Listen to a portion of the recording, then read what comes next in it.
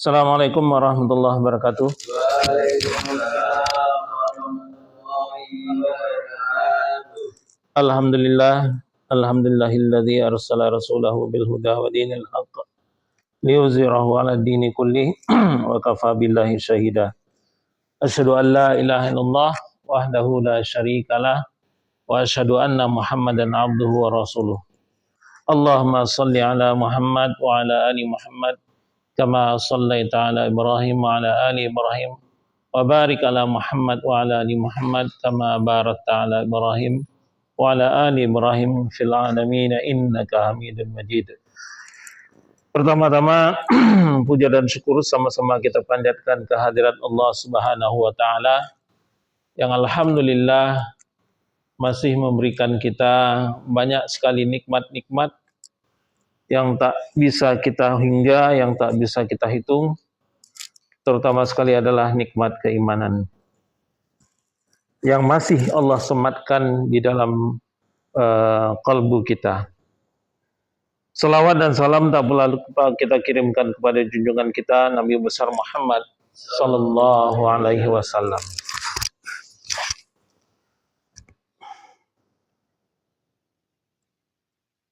Sidang jemaah ta'lim yang dimuliakan oleh Allah, kita lanjutkan kajian kita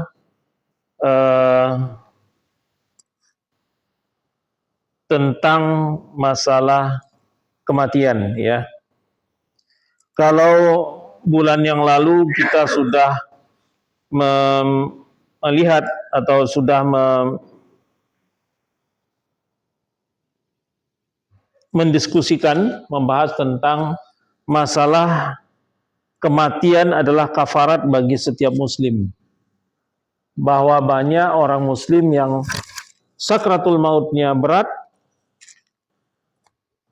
ada yang sakratul mautnya ringan, banyak juga yang orang-orang non-muslim sakratul mautnya juga dimudahkan oleh Allah. Nah, bulan yang lalu kita sudah bahas itu, apa rahasianya. Malam ini insya Allah kita akan masuk ke pembahasan tentang menalkinkan mayit dengan kalimat la ilaha illallah. Ya. Ada beberapa hadis yang ingin saya bacakan pada kesempatan ini. Pertama adalah hadis yang diriwayatkan oleh Imam Muslim dari Abu Sa'id Al-Khudri. Rasulullah SAW bersabda, talkinkanlah mayat-mayatmu dengan kalimah la ilaha illallah. Jadi mentalkinkan itu adalah dengan kalimat la ilaha illallah, bukan dengan kalimat la ilaha illallah Muhammadar Rasulullah, ya. Bukan dengan kalimat syahadat asyhadu an la ilaha illallah wa asyhadu anna Muhammadar Rasulullah. Enggak. Jadi cukup dengan la ilaha illallah saja. La ilaha illallah. Kenapa? Karena dengan kalimat la ilaha illallah itu ada banyak penyelidikan atau penelitian yang menyebutkan bahwa itu adalah kalimat yang paling ringan. Kenapa? Karena di sana itu hanya ada huruf lam. Ya. Huruf lam, huruf alif, dan huruf H. Ya. Dan itu adalah huruf yang semuanya adalah ringan untuk diucapkan. Dibandingkan syahadat asyhadu ada alif, ada shin, ada. Nah, orang yang dalam keadaan sakaratul maut itu dimudahkan. Itu yang pertama, ya. Kemudian yang kedua adalah soal mati ini adalah soal antara seorang makhluk dengan Khalik. Ya. Kaitannya dengan Allah, ya. Sehingga mentalkinkan itu adalah kembali kepada Allah, ya, kembali kepada Allah. Sehingga mentalkinkan itu adalah dengan kalimat la ilaha illallah. La ilaha illallah, ya. Kemudian yang hadis yang kedua dari Ibnu Abu Dunya menyebutkan Zaid Ibnu Aslam Utsman bin Affan radhiyallahu an, ia mengatakan bahwa Rasulullah sallallahu alaihi wasallam bersabda, apabila kematian mendatangi seseorang, maka talkinkanlah ia dengan kalimat la ilaha illallah, karena siapa saja yang pada akhir hidupnya mengucapkan kalimat tersebut, niscaya dia akan masuk ke dalam surga. Ya. Hadis ini cukup jelas ya, bahwa memerintahkan orang yang mendapati saudaranya dalam keadaan sakratul maut, sudah mendekati kematian, maka dia talkinkan dengan la ilaha illallah. Kalau itu adalah merupakan ucapan yang terakhir ya, dari orang tersebut, maka insya Allah dia akhirnya akan masuk ke dalam surga. Ya. Di dalam hadis yang ketiga, siapa yang pada akhir perkataannya mengucapkan la ilaha illallah, maka dia masuk surga. Hadis riwayat Abu Daud dari hadis Muaz bin Jabal, disahihkan oleh Abu Muhammad Abdul Haq. Ya. Hadis ini menjelaskan dengan tegas bahwa siapa yang pada akhir perkataannya mengucapkan la ilaha illallah, maka dia akan masuk surga. Jadi kesannya mudah sekali masuk ke dalam surga itu. Kenapa? Karena hanya dengan mengucapkan la ilaha illallah, maka orang akan masuk ke dalam surga.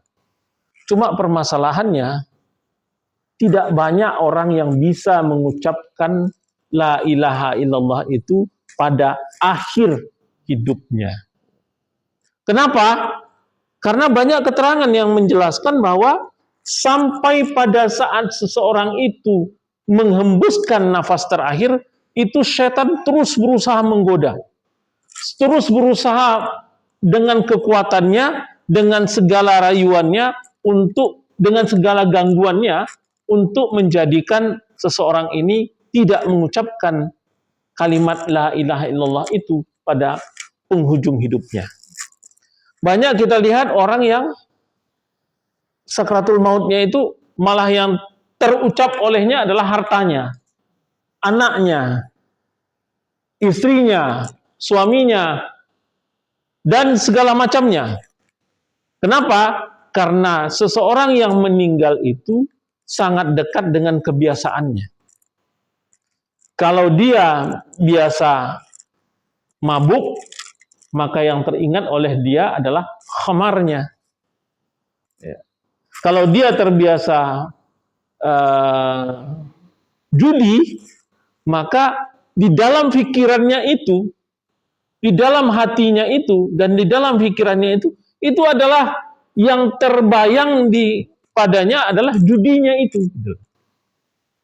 Jadi bukan sulit ya, jadi bukan mudah untuk menjadikan akhir hidup kita itu dengan la ilaha illallah itu. Itulah fungsinya kenapa seorang yang muslim itu ditalkinkan, dibantu. Ya. Dibantu untuk dia mengingat mengucapkan la ilaha illallah pada akhir hidupnya. Ya.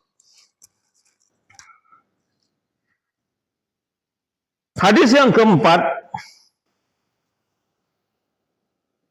Umar bin Khattab radhiyallahu an berkata, ajarkanlah olehmu kalimah la ilaha illallah kepada seseorang yang akan meninggal dunia, karena saat itu dia akan melihat apa yang tidak kamu lihat. Umar mengatakan bahwa ajarkanlah saudaramu untuk mengucapkan la ilaha illallah,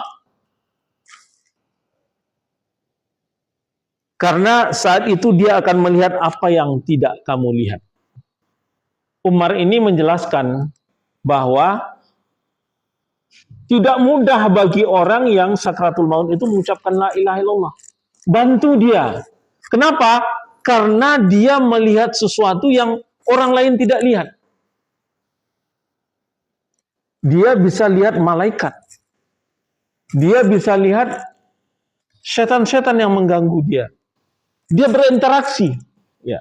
Dia bisa lihat apa dibukakan eh, tabir penglihatannya, apa yang ada, apa dosa apa yang sudah dia pernah lakukan.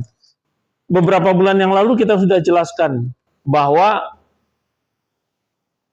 orang yang sakratul maut itu seperti dipertontonkan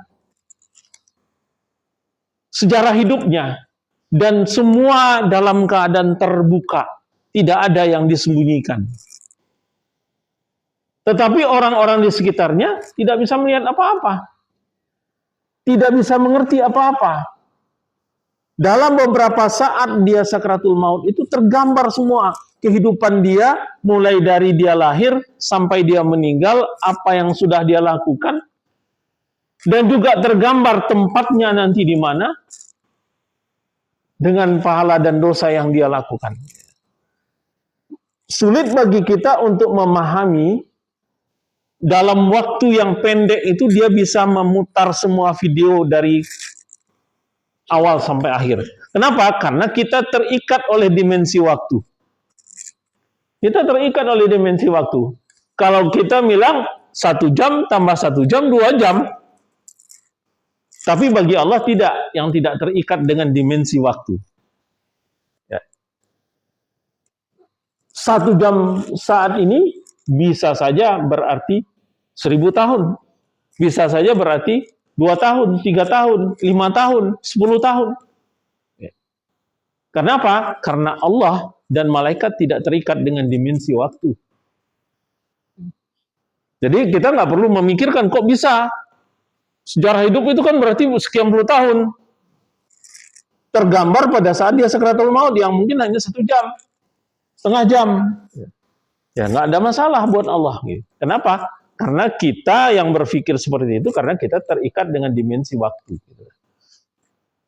Jadi Umar mengatakan bahwa orang yang sakratul maut itu diganggu oleh penglihatan-penglihatan yang orang lain nggak ngelihat. Ya, dia ngelihat, orang lain nggak ngelihat.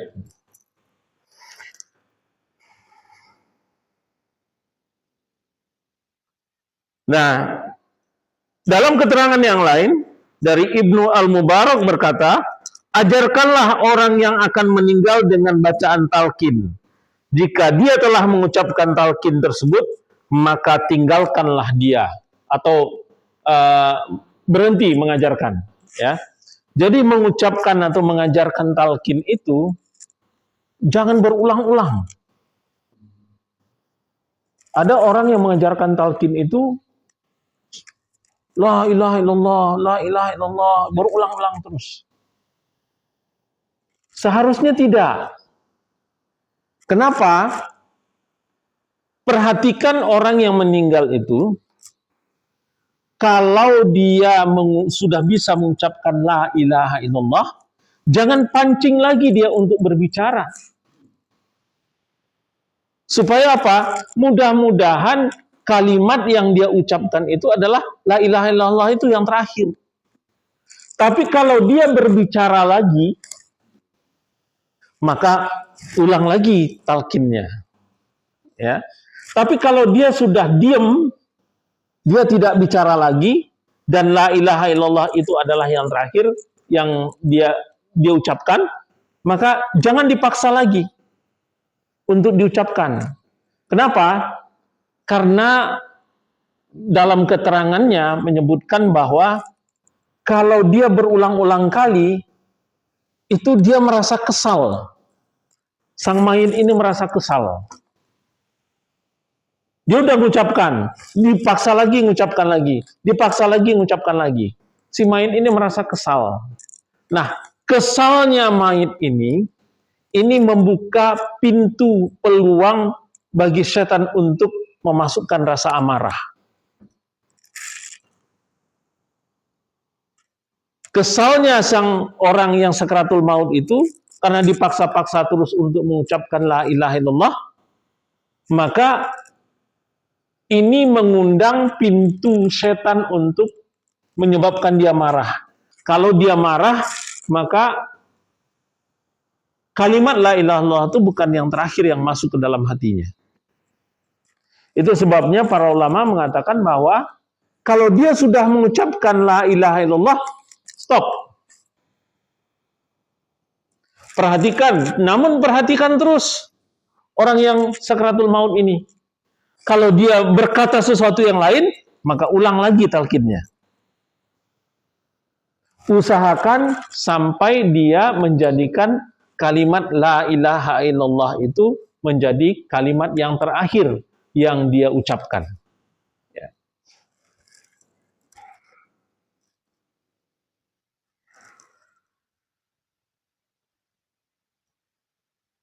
Di dalam hadis yang lain, hadis riwayat Abu Nuaim Al-Hafiz dari Makhul, dari Wailah bin Asqa, Rasulullah SAW bersabda, datangi orang-orang yang akan meninggal dan ajarkan membaca talqin la ilaha illallah. Lalu beri dia kabar gembira berupa surga. Orang yang bijak ketika itu nampak aneh olehnya. Sedangkan setan ketika itu berada sangat dekat dengan anak-anak Adam. Demi Allah, pandangan malaikat maut lebih sakit dari tebasan 1000 pedang.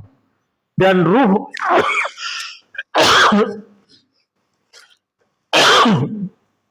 dan roh itu tidak keluar sebelum seluruh anggota tubuh merasakan kepedihan mati.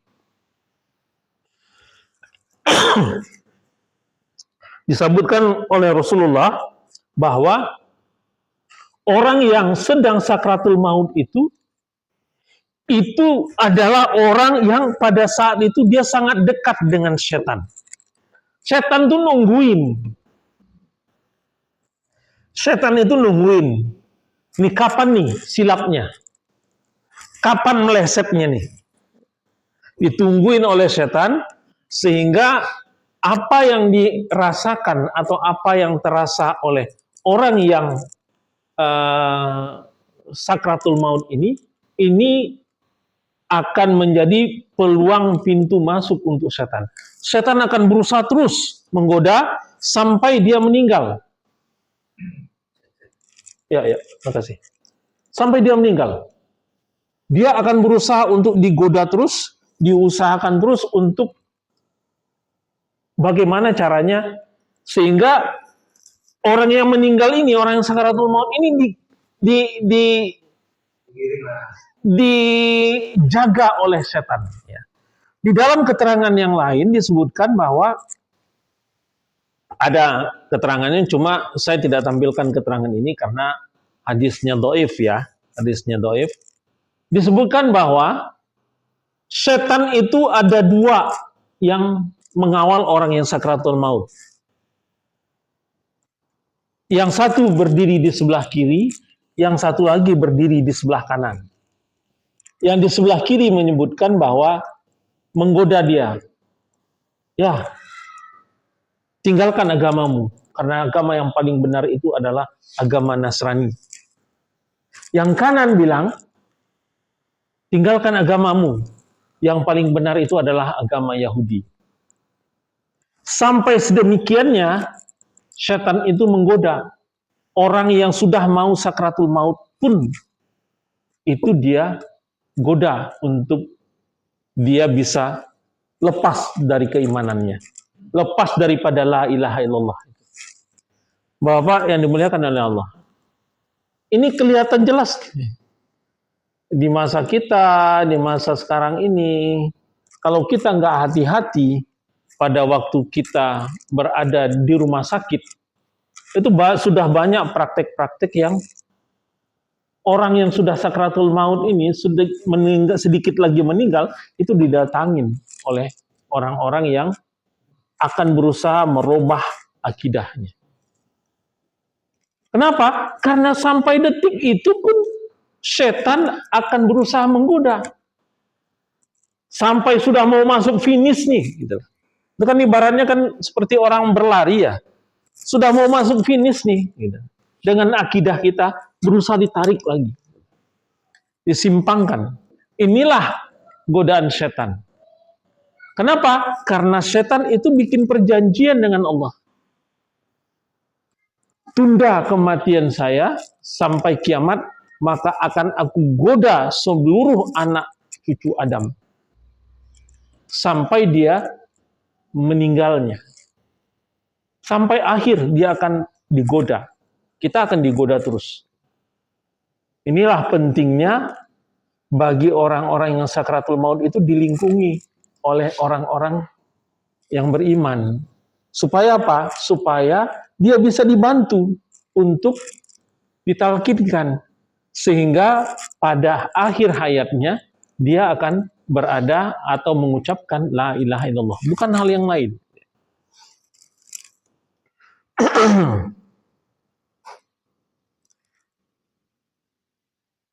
Hadis yang ketujuh dari Baihaqi, ya. Cuma hadis ini dhaif, ya. Hadis ini dhaif. Saya kalau dhaif saya sampaikan, ya. Dari Abu Hurairah radhiyallahu anhu, Rasulullah SAW bersabda, malaikat maut mendatangi seseorang, kemudian dia melihat hati orang itu, tetapi dia tidak mendapatkan amalan apa-apa. Lalu malaikat maut membuka dagunya, dan dia melihat lidah orang itu melekat ke langit-langitnya, sambil mengucapkan, la ilaha illallah. Allah pun kemudian memberikan ampunan baginya, karena kalimat yang diucapkannya itu. Orang ya, yang sudah meninggal, ya, yang hampir meninggal, itu dicek oleh malaikat maut.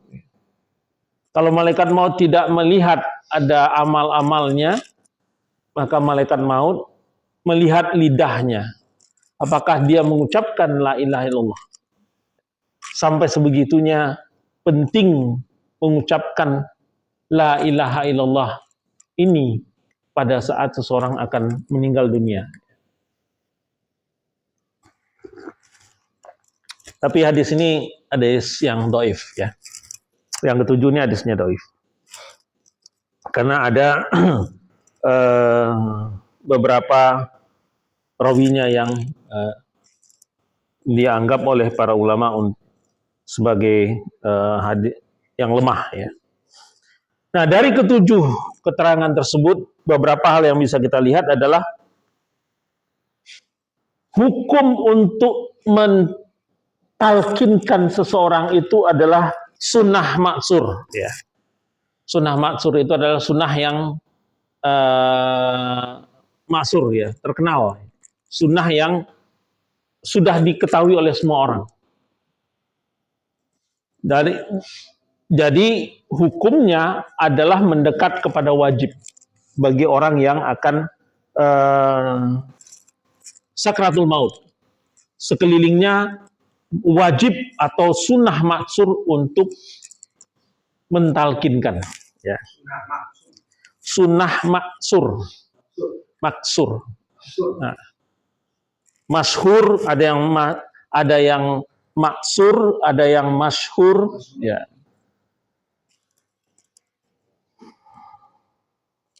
Kemudian mentalkinkan itu cukup dengan la ilaha illallah saja. Kemudian hadis yang nomor 2, 3, dan 7 itu menyebutkan bahwa yang terakhir membaca la ilaha illallah, insya Allah akhirnya akan masuk ke dalam surga.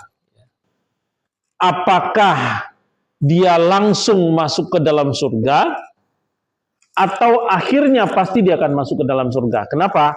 Karena orang yang akhirnya mengucapkan la ilaha illallah itu berarti dia adalah orang yang punya keimanan. Kalau dia punya keimanan, maka dia insya Allah pasti akan masuk ke dalam surga. Apakah langsung atau tidak? Wallahu a'lam bishawab. Ya. Atau dia harus tetap mempertanggungjawabkan semua perbuatan-perbuatannya di dunia. Dalam beberapa keterangan menyebutkan bahwa tetap saja orang yang terakhirnya mengucapkan la ilaha illallah itu tetap saja harus dihisab, ya, akan dihisab, ya. Tapi ujungnya pasti dia akan masuk ke dalam surga. Kenapa? Karena di dalam hatinya itu ada kalimat la ilaha illallah itu. Jadi dia bukan menjadi orang yang kafir, dia bukan menjadi orang yang musyrik, ya. Karena kalau orang kafir dan orang musyrik, maka dia tidak akan masuk ke dalam surga. Ya. Kalau dia masih beriman dan pada akhirnya dia tetap menjadi seorang beriman dengan mengucapkan la ilaha illallah, maka pasti ujungnya dia akan masuk ke dalam surga. Tapi kalau dia adalah orang yang kafir dan musyrik, maka tentu saja tidak. Kemudian hadis nomor 4 dan 6 tadi menjelaskan bahwa setan itu selalu berada di lingkungan orang yang sakaratul maut. Maka dengan mentalkinkan seseorang yang sakaratul maut, maka insya Allah itu akan mencegah setan itu untuk mengganggu, menutup kemungkinan untuk dia diganggu. Kemudian hadis yang nomor 5 menyebutkan bahwa jangan terlalu banyak mengulang-ulang. Perhatikan, kalau dia sudah membaca la ilaha illallah, maka usahakan itu adalah yang terakhir bagi dia untuk berkata-kata. Yang keluar dari lafaznya adalah kalimat itu. Tapi kalau ada yang lain, setelah itu dia ngomong lagi, bicara lagi, maka talkinkan kembali. Ya. Mungkin itu yang bisa saya sampaikan pada kesempatan malam hari ini. Silakan kalau ada yang ingin kita diskusikan. Ya.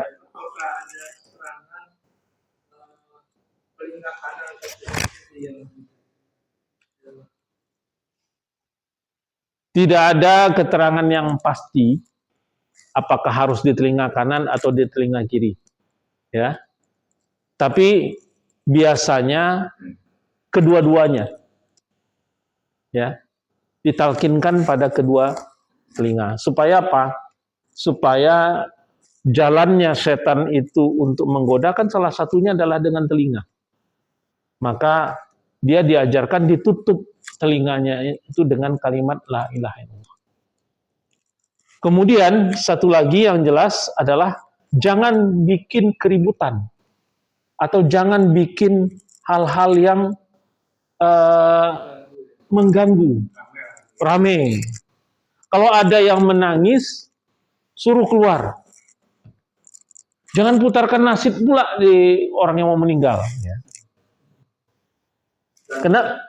Cukup satu orang aja mungkin. Mungkin tidak harus satu orang, ya. Tidak satu orang, tetapi tidak bikin keributan, tidak ngobrol, tidak apa-apa gitu loh. Kenapa? Karena itu akan mengganggu proses dia untuk sakratul mautnya. Yang harusnya dia dengar terakhir itu adalah kalimat la ilaha illallah itu terdengar yang lain. Kalau terdengar yang lain, kadang-kadang hatinya mengikut kepada yang didengarnya itu gitu. Malah ikut nyanyi pula nanti kalau diputarkan nasib gitu. Ya. Ada sebagian orang nggak tahu ini kalimatnya ada apa enggak, itu khawatir kalau tingkat dengan kalimat juga sampai Allahnya tinggal. Kan jadi apa punya. Ini ada yang bilang jangan la ilaha illallah, ada nggak dalilnya? Dalil yang jelas hadisnya menyebutkan mentalkinkan itu dengan la ilaha illallah. Kalau Allah saja apa artinya gitu? Kalau Allah saja apa artinya gitu? Mungkin nggak paham hadis-hadisnya, juga mungkin karena dia nggak paham, jadinya mungkin apa namanya? Dia khawatir la ilah jadi gitu kan? Ha ilallahnya nggak sempat dia udah meninggal gitu kan? Dia nggak paham, terus dia ngambil amannya gitu. Dia khawatirnya sih seperti itu. Tapi kan kalau menurut saya sih kayaknya nggak. Saya nggak pernah dengar gitu. Jadi nggak bisa kita berpikir begitu, ya. Nggak bisa kita berpikir seperti itu. Kenapa Rasulullah itu sudah mencontohkan dengan jelas dalilnya banyak banget ya yang menyebutkan bahwa mentalkinkan itu dengan la ilaha illallah. Dan kalimat itu adalah kalimat yang paling gampang diucapkan oleh lidah. Sehingga kekhawatiran seperti itu tidak terjadi. Kalaupun dia terjadi seperti itu, memang itu sudah takdirnya. Takdirnya tidak mampu mengucapkan la ilaha illallah. Jadi bukan karena kadung gitu loh, atau kepotong waktu gitu loh, enggak. La ilah, udah meninggal loh, enggak. Ya karena apa? Karena memang dia ditakdirkannya enggak mampu untuk mengucapkan itu. Gitu loh. Kenapa? Karena orang itu dinilai dari akhirnya kan. Gitu. Manusia itu dinilai dari akhirnya.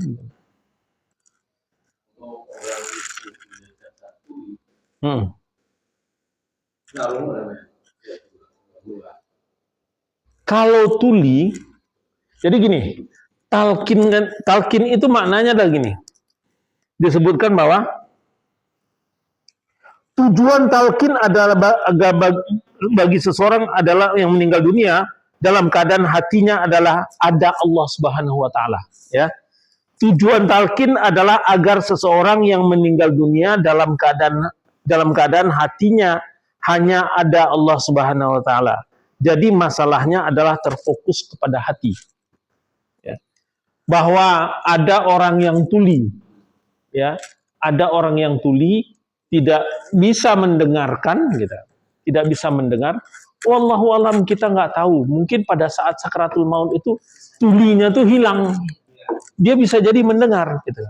Kenapa? Karena kodratnya atau bukan kodrat, proses seseorang itu lahir sampai ke dunia dari semua panca indera itu yang pertama itu adalah telinga yang diaktifkan. Itu coba perhatikan ayat-ayat yang bercerita tentang pendengaran, penglihatan, dan pendengaran, penglihatan, itu selalu pendengaran, penglihatan, dan hati, ya, biasanya kan. Sama, jadi selalu yang terakhir dan yang mula-mula diciptakan oleh Allah itu adalah pendengaran. Yang diaktifkan oleh Allah itu adalah pendengaran. Itu sebabnya pada saat anak masih berada di dalam perut ibunya, dia kan nggak bisa lihat apa-apa, nggak bisa lihat bapaknya. Tapi kita diajarkan untuk memperdengarkan kalam Allah, memperdengarkan ayat-ayat Allah. Kenapa? Karena si janin itu sudah mendengar. Walaupun akhirnya dia tuli. Tuli itu kan permasalahannya adalah karena ada permasalahan gangguan pendengaran kan. Ada yang tersumbat dan segala macam lah ya. Tapi pada saat dia dilahirkan, dia ada di dalam rahim itu, dia mendengarkan. Sama seperti halnya, dia akan sakaratul maut. Yang terakhir diambil itu adalah pendengaran. Orang yang sudah sakaratul maut itu kan udah nggak bisa lihat orang lagi. Dia udah nggak bisa lihat. Artinya apa? Penglihatannya sudah diambil. Dia sudah nggak bisa merasakan nikmatnya makanan. Artinya apa? Panca inderanya sudah diambil. Yang terakhir diambil itu adalah pendengaran. Nah, kita wallahu alam, kita nggak tahu apakah selama orang yang tuli itu kemudian sakaratul maut dia juga tuli atau enggak, atau justru mungkin dia mendengar. Kenapa? Karena awalnya dia diciptakan adalah dia mendengar. Maka kembalinya dia kepada Allah juga dia mendengar. Kita walaupun banyak mungkin, kalaupun dia tidak mendengarkan, dia tuli, dia bisa melihat. Tetapi kan permasalahannya adalah penglihatan itu biasanya sudah nggak kelihatan lagi. Sudah nggak bisa melihat. Jadi ada jarak, Pak, antara seseorang itu mendengar, pendengaran itu diaktifkan dan pendengaran itu dinonaktifkan. Seorang bayi pendengaran itu dia diaktifkan pada saat dia masih berada di dalam kandungan ibunya. Tapi penglihatan tidak. Anak yang baru lahir itu belum bisa lihat. Dia baru bisa lihat beberapa hari setelah dia lahir. Baru bisa lihat. Tapi pendengarannya dia sudah aktif semenjak di dalam lahir. Sama pada saat sakaratul maut juga. Orang yang sudah sakaratul maut itu udah nggak bisa lihat siapa-siapa. Udah nggak bisa kenal siapa-siapa. Tapi dia masih bisa mendengarkan. Nah, apakah orang yang tuli juga tidak bisa mendengar? Saya yakin, punya keyakinan ya. Tapi nggak ada keterangan yang jelas ya. Saya yakin orang yang sakaratul maut itu, yang orang yang tuli itu, dia akan mendengar. Kenapa? Karena dia diciptakan pada saat dia datang ke bumi atau datang ke alam fana, dia dalam keadaan bisa mendengar. Maka dia pulang akan dalam keadaan mendengar. Itu kira-kira. Ada lagi? Kadang orang yang sakit itu lewat tadi kan ada juga yang dibacakan aja surat Yasin, kalaupun mau dikasih namanya dia sudah cabut namanya, tapi kalau mau disebutkan dia ini yang dirasakan.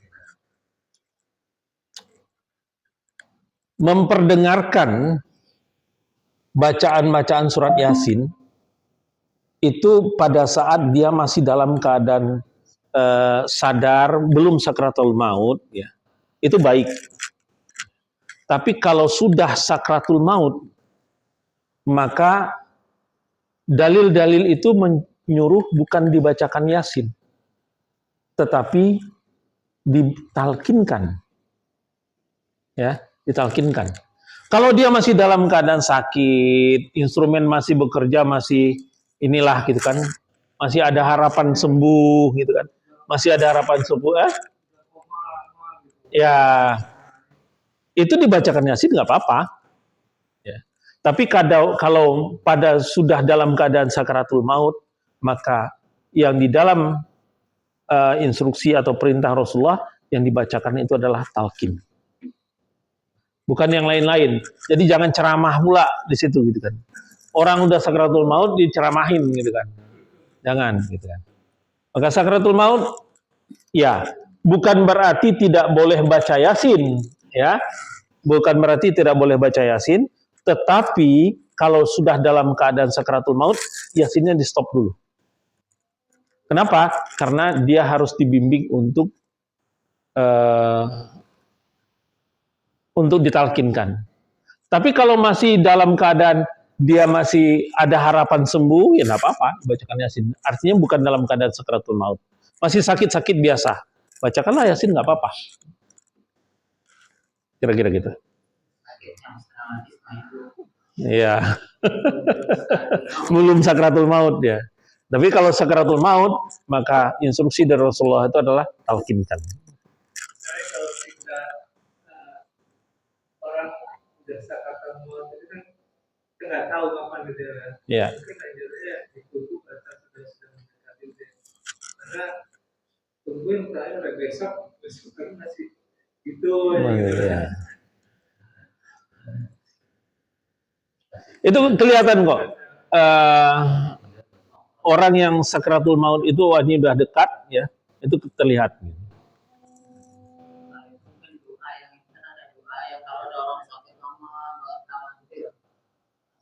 Nggak sabar dan lain sebagainya karena udah saking promisnya gitu. Memang ada yang doa yang diajarkan supaya kalau sebelum disebutkan Iya. supaya si orang ini tidak menipis Tuhannya juga. Iya.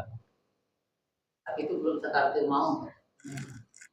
Kalau dia masih terlihat ada harapan untuk hidup, ya, doakan untuk terbebas dari penyakitnya, gitu kan. Tapi kalau sudah sakratul maut, maka talkinkan. Perkara kemudian setelah ditalkinkan dia hidup lagi, itu urusan lain. Itulah. Itu urusan lain, gitu kan. Itu di luar kekuasaan kita. Baik, sudah Isya ya. Kita tutup kajian kita pada malam hari ini. Terlebih terkurang mohon dimaafkan. Yang benar datang dari Allah. Yang salah adalah karena kedhaifan saya pribadi. Kita tutup dengan doa kafaratul majlis. Subhanakallahumma wa bihamdika asyhadu an la ilaha illa anta astaghfiruka wa atubu ilaik. Wabillahi taufik wal hidayah. Wassalamualaikum warahmatullahi wabarakatuh. Waalaikumsalam warahmatullahi wabarakatuh.